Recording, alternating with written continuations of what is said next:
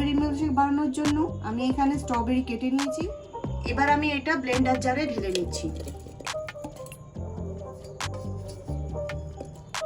এখানে আমি 1 গ্লাস ঠান্ডা দুধ নিয়ে নিয়েছি, সেটার থেকে হাফ গ্লাস আমি এই জারে ঢেলে দিচ্ছি।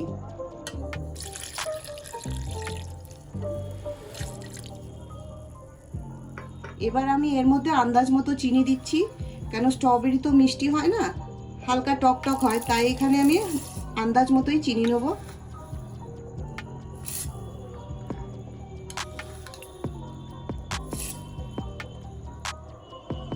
এবার আমি এটাকে ব্লেন্ড করে আনবো। এই যে স্ট্রবেরিটা হাফ ব্লেন্ড হয়ে গেছে। এবার আমি এর মধ্যে বাটারস্কচ আইসক্রিম দিয়ে দিচ্ছি।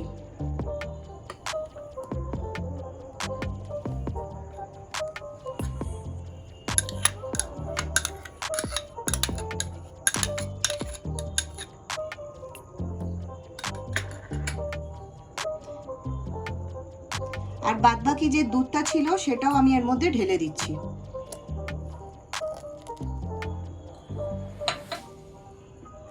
এবার আমি আরেকবার এটাকে ব্লেন্ড করে আনবো। আমাদের স্ট্রবেরি মিল্কশেক রেডি হয়ে গেছে।